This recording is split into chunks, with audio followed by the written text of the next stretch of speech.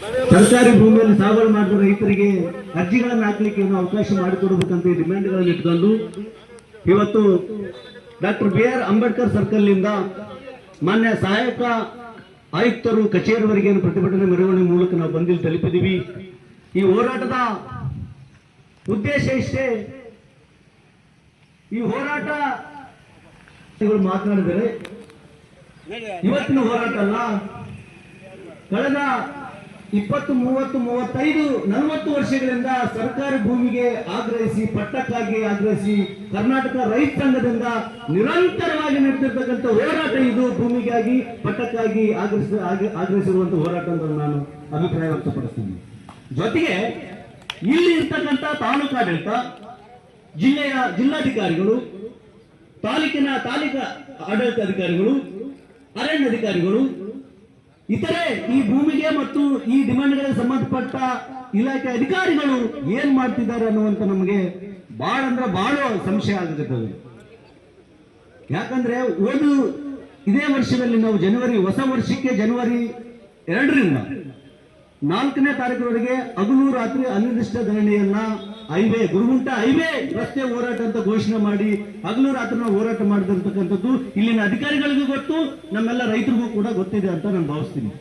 ಯಾಕಂದ್ರೆ ಅದೇ ಹೋರಾಟಕ್ಕೆ ಬಂದಿರತಕ್ಕಂಥ ಈ ಕ್ಷೇತ್ರದ ಮಾಜಿ ಶಾಸಕ DS ಹುಲಿಗೇರಿ, ಹಾಗೇನೆ ಈ ಒಂದು AC ಕಚೇರಿಯ ಸಹಾಯಕ ಆಯುಕ್ತರಾಗಿರ್ತಕ್ಕಂಥ ಆಯುಕ್ತರು, ಫಾರೆಸ್ಟ್ ಇಲಾಖೆ ಅಧಿಕಾರಿಗಳು, ಕಂದಾಯ ಇಲಾಖೆ ಅಧಿಕಾರಿಗಳು, VAಗಳು, ಇತರೆ ಏನು ಸಂಬಂಧಪಟ್ಟಿರ್ತಕ್ಕಂಥ ಅಧಿಕಾರಿಗಳು ಬಂದು ನಮಗೇನು ಅವತ್ತು ಮಾತು ಕೊಟ್ಟಿದ್ರು, 15-20 ದಿನಗಳಲ್ಲಿ ನಿಮ್ಮ ಭರವಸೆಗಳನ್ನ ನಾವು ಈಡೇರಿಸ್ತೀವಿ, ಸರ್ಕಾರ ಮಟ್ಟದಲ್ಲಿ ಮಾತಾಡ್ತೀವಿ, ಸರ್ಕಾರಕ್ಕೆ ನಾವು ಗಮನ ತರ್ತೀವಿ.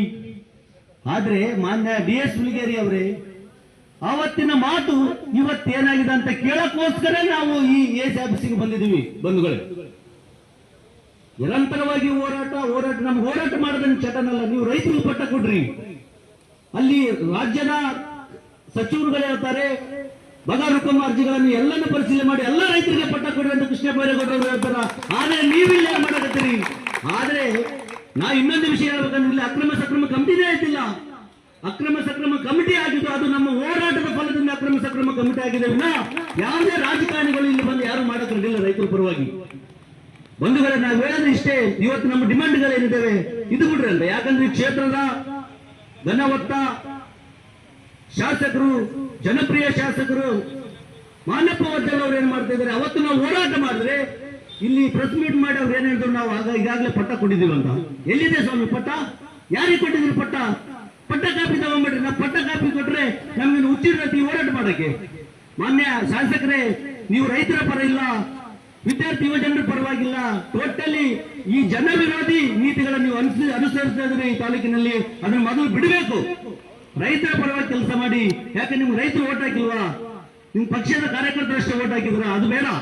ಇಲ್ಲಿ ರೈತರು ಗಂಭೀರವಾಗಿ ಪರಿಸ್ಥಿತಿ ಇದೆ, ಮಳೆ ಇಲ್ಲ, ಬೆಳೆ ಇಲ್ಲ, ಇದ್ದ ತುಂಡು ಭೂಮಿಯಲ್ಲಿ ಜೀವನ ಮಾಡತಕ್ಕಂಥ ಪರಿಸ್ಥಿತಿ ನಮ್ಮೆಲ್ಲ ರೈತರಿದೆ, ನಮ್ಮದಿದೆ. ತಲೆ ಮಾರಾಂತರಗಳಿಂದ ನಾವು ಸಾಗುವಳಿಯಲ್ಲೇ ಸರ್ಕಾರಿ ಭೂಮಿಯಲ್ಲೇ ಸಾಗುವಳಿ ಮಾಡಿ ನಮ್ಮ ತಂದೆ ಹೋದ್ರು, ತಾತ ಹೋದ್ರು, ಈಗ ನಮ್ಮ ಸತ್ತು ಕೂಡ ಬಂದಿದೆ. ಈಗಾಗಲೇ ಮಲ್ಲಕಟ್ಟಿಮನವರು ಹೇಳಿದ್ರು. ಸೊ ಹಂಗಾಗಿ ಬಂಧುಗಳೇ, ಇವತ್ತು ಏನಾದ್ರೂ ಒಂದು ಡಿಸಿಷನ್ ಮಾಡ್ಬೇಕಿಲ್ಲ. ಅದಕ್ಕೆ ಇಲ್ಲಿನ ಅಧಿಕಾರಿಗಳು, AC ಅವರು, ತಹಸೀಲ್ದಾರ್ ಅವರು, ಸಂಬಂಧಪಟ್ಟ ಇಲಾಖೆಯ ಅರಣ್ಯ ಅಧಿಕಾರಿಗಳು, ಕಂದಾಯ ಇಲಾಖೆ ಅಧಿಕಾರಿಗಳು ಬರಬೇಕು. ನಮ್ಮ ಅಹವಾಲುಗಳನ್ನ ತಾವು ಕೇಳಬೇಕು. ಮುಂದೆ ಏನ್ ಮಾತು ಕೊಟ್ಟಿದ್ರಿ, ಹಿಂದೆ ಈ ಮುಂದೆ ಏನ್ ಮಾಡ್ತೀರಿ, ಮಾತು ಕೊಟ್ಟಿದ್ದನ್ನ ಏನ್ ಮಾಡಿದ್ರಿ ಎನ್ನುವಂತ ಮಾತುಗಳನ್ನ ಕೇಳ್ಬೇಕಂತ ನಾನು ಹೇಳ್ತಾ ನನ್ನ ಮಾತುಗಳನ್ನು ಮುಗಿಸ್ತಾ ಇದ್ದೀನಿ. ಎಲ್ರಿಗೆ ಜೈ ಭೀಮ್, ಲಾಲ್.